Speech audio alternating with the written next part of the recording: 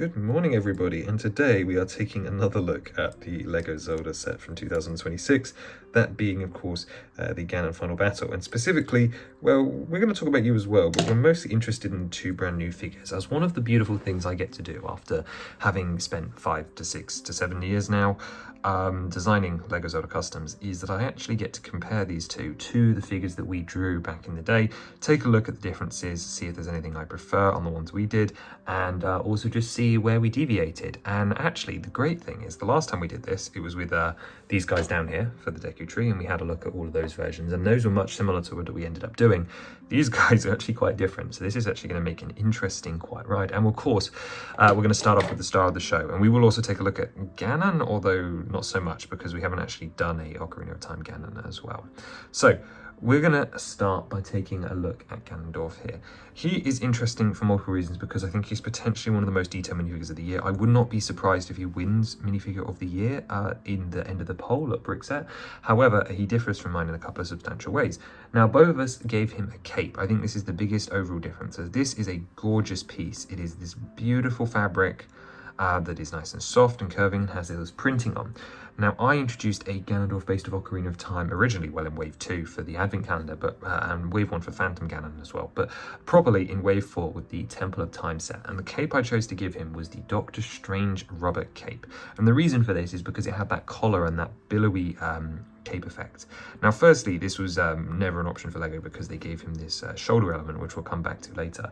However, it also probably wouldn't have matched what they were going for. Now, interestingly, it was in the same color. This feels like a moot point, but it is important to bring up stuff like color as it will play a role later on as well.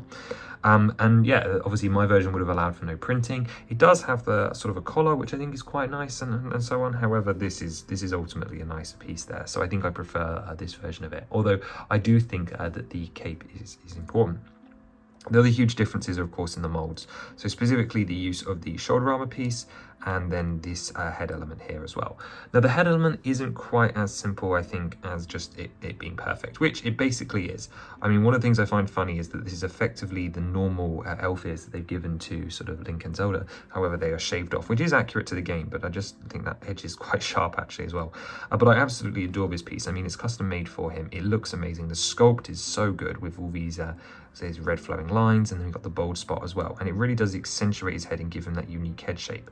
My problem lies in the shadow it casts on the head and the way it covers up the eyebrows, which yes, I know is accurate, but if it had, say, come down to, say, maybe that level, or just like a little bit higher, I think I would have been happy, and obviously without extending the head upwards, but just if it had been a little bit higher, I think that would have suited me more, because as it stands, if I do it like this, his eyes are actually quite shadowed, which is interesting. Now, obviously, this is a big difference to what I use in the custom set showcases. One of the mottos of the custom set showcase is to bleed parts and use existing stuff where possible to keep the mold budget down and allow me to spread it across multiple other sets. And the reason that was done on this one was it was a perfectly good hairpiece that I thought actually worked quite well, which was the receding one from used originally in Grip Hook and then later in the huge Gringotts Bank set, and this was just done in red with olive green for the ears. So once again, color scheme is the same, using the red for the hair and olive green for the skin tone, which I think works quite nicely. Now, back when I designed this figure, I believe it was before the big push for glowy eyes, and I didn't dissolve an alternate head, so we're going to ignore that one and we're going to focus much on this one. And you can see we've chosen very similar expressions, just one is executed by a professional designer with the sort of the sag under the eyes and those cheekbones and that sort of very Ganon smile, whereas mine is a bit more cartoonified, which suits the style I've ended up drawing in quite well. And obviously mine is a simplification because I'm not an artist. And then beyond that, the head is identical, apart from, of course, having the gem on the forehead and having the eyebrows printed, which was a necessity of using the piece mold like I did.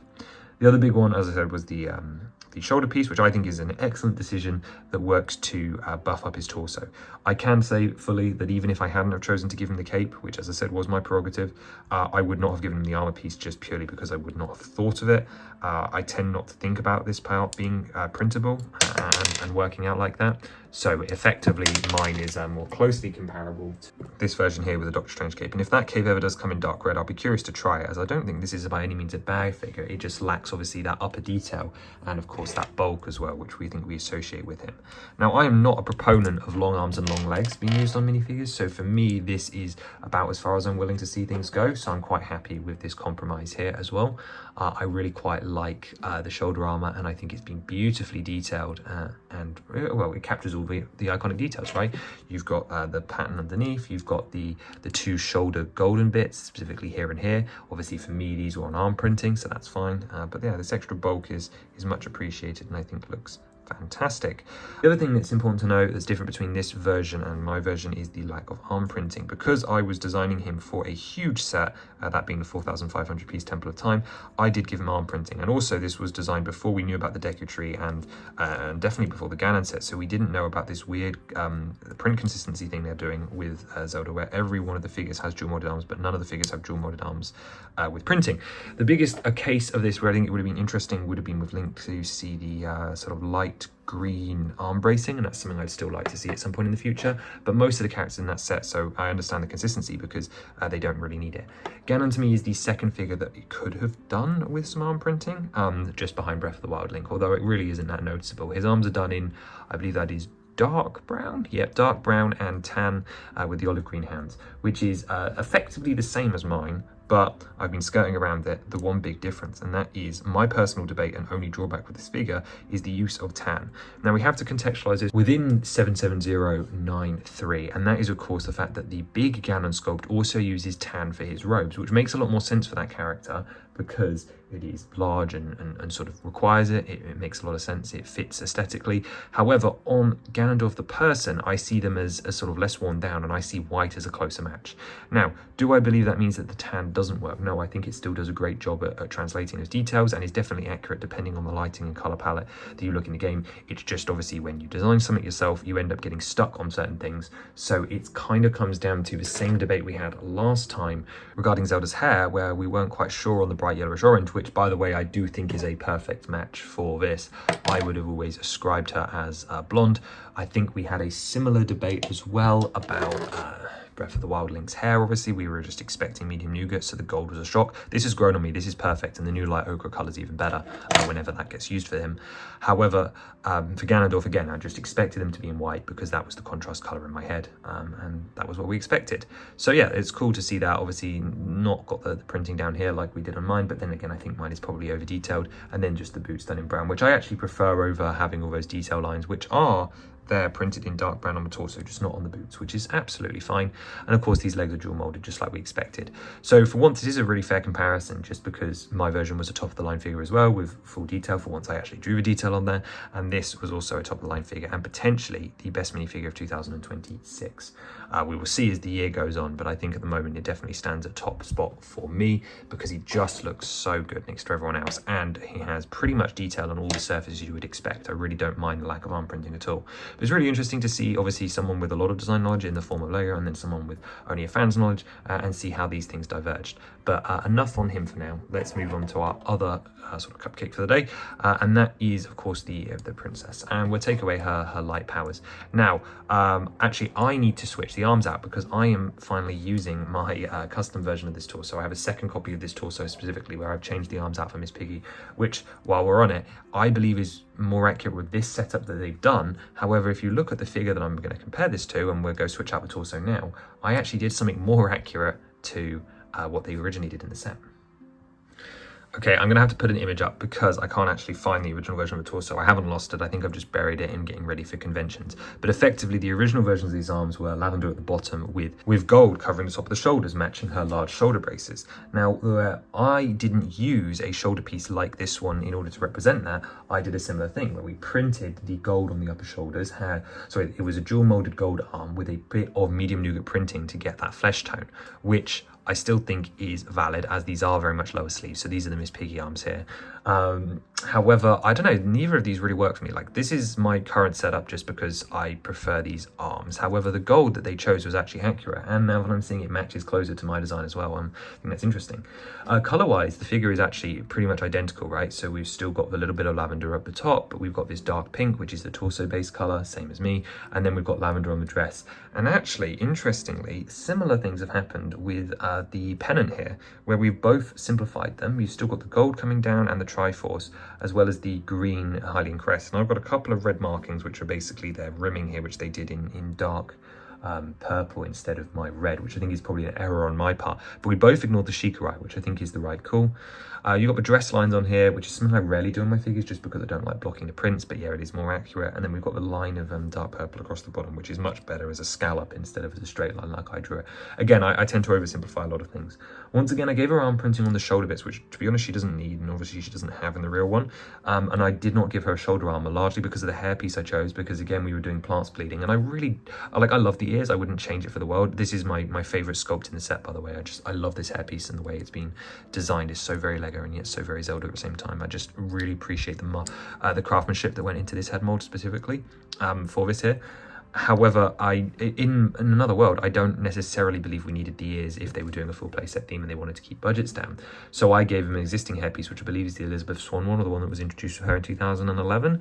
And that, of course, eliminated any shoulder pauldrons. But also, I'll be honest, shoulder pauldrons were never really on the table because to me, I don't see them coming out. I just see them as sort of arm-attached elements and so on. So in some ways, the gold that they did originally made a lot more sense than what I then changed it to with the plain arms. The reason I changed it to the plain arms is because we have the gold shoulder piece, so you've got that three tertiary sort of lineup, but the difference is so minuscule it's really not worth talking about. Back to this hairpiece, choosing bright yellow orange was really the right choice here. It is very bright, so I think the reason I probably didn't do this on the original figure was because it would have looked absolutely garish and made it look like a classic Aquaman, I think, if we used the Elizabeth Swan hairpiece on her with bright yellow. So instead I opted for a medium nougat, which in some light she looks medium nougat. I've seen fan art pieces probably drawn with her in medium nougat as well, I reckon, whether that's a speculation on my part. However, yeah, it lacks the same detail. She looks a little bit more generic than she does here, which this is very much unmistakably the princess and looks perfect because of it. Beyond that, then we've got the head. Facial expression is very similar again. You've just got the styling differences where, again, I just don't know how to draw. So she's got the eye marks, but not the lashes. For some reason, this one doesn't have eyebrows, which is great. They both have the crown on there, though mine's a lot simpler. And then, of course, she's got the yelling face, but the expression choices and such are the same as well. So again, similar time period where I just don't know how to do faces. But these, specifically Ganondorf, was one of my better drawns, and I still consider him one of my top 15 drawn figures probably, so it's interesting particularly to see the differences between him. We will rehash some grounds and just quickly go over Adult Link. So while both of those were introduced in Wave 4, Adult Link was also included in the Temple of Time, but he was introduced back in Wave 3. The big difference between him and this version still just comes down to the hair color and the hair piece. Now back in Wave 3 we were trying to keep costs down by reusing pieces, so I actually didn't give him his bangs and I kept him with the original Skyward Sword Link hair. You'll have to forgive this image because it's a little bit out of date now. Once again, he had the Hylian shield, which again was using the normal shield piece at the time rather than the special one, which is a bit of a shame, and didn't have a Master Sword, which of course was semi-fitting for the scene, but also really shouldn't have been excusable. Same dual molded legs, same sort of bandolier patterns, just a little bit more detail around the collar, and then the face is much more perfect for him. I really do believe that this face in particular suits Ocarina Link even more than it suits Breath of the Wild Link. I think we've gone over, I think I've said this many times, but the Hia face suits Breath of the Wild more, but the stern face suits Ocarina more. This is basically the default expression that you get on Ocarina Link, whereas this one is very much a more dynamic Breath of the Wild one, whereas I don't really see Breath of the Wild Link standing there like this. If he does, he's almost got like that little half happy smile on there. It's too adult for him, whereas this is very much him when he's angry. Either way, point being is detail levels are about the same. I gave him dual molded arms with no printing as well, so that matches up quite nicely. But yeah, this is the most straightforward comparison. This is undoubtedly, I mean, all three of them are better. Obviously, this is not a debate about which one did better, but I do think it's interesting to analyze design choices like this as well. But yeah, only 3 figures to go through this time, and I feel like I've gotten more succinct at talking about them. So let's leave the comparison there and just quickly talk about Ganons. So over my time, there was always the plan to eventually get to Oot Ganon. I don't know if I ever would have done him in the same way that they've done it, because one of my big plans was to do a neck version. Anyway, it doesn't matter how I was going to interpret Oot Ganon. What matters is the fact that I haven't done it, so it was a completely original. We've got nothing to compare on their front here. However, the bits we do have comparison on are on other versions of Ganon. So it's really cool, of course, to see our Ganon set with all the others. Here you can see, of course, Calamity Ganon, the Echoes of Wisdom Ganon, which is effectively an updated LTTP Ganon, and then, of course, the NES Ganon as well, which forms out our collection. And one Ganondorf, well, two Ganondorfs now, I suppose, with the official one, but then also with the Demon King version from Tears of the Kingdom as well, which creates quite an interesting lineup. I think this Ganon fits in really well with this crowd, specifically with Clam and Echoes. Obviously, the NES one's a bit more of a joke one, but also just is quite outdated just because he's only made of like 16 pixels. So he fits quite well with the modern ones, which I think is great. Specifically, Clam Ganon I really feel stands up here, but obviously it's the best. It's by far, it's so well sculpted. We love this figure. It's amazing. The way it's been done is my favorite part of the set. Probably even just about beating out the figures, because I do value build and just the shaping on him really well. And of course, he is just a large character as well. So I'm really quite happy with him. I think it's great. And yeah, there's not much else to say here because I don't have anything to directly compare to. I hope you guys enjoyed this slight walk down memory lane. I love doing this because it just shows you how like far off I was and why it really is important that we take the custom set showcase as a series of concepts, as I get a lot wrong. However, we still operate within 5%, right? Like the general spirit is here, just a lot of it I can't draw properly, and even more so I just don't know because I am stupid. Anyway, let me know what you think down below, which is your favorite of the Zelda minifigure lineup, and who would you like to see next? I'm really itching for some side character content. I feel like enemies is something we really need, and also just fleshing out the world of Highlands that we have. I really enjoyed doing that for Lookout Landing. But yeah, let me know your thoughts down below and have a wonderful rest of your day. Bye bye.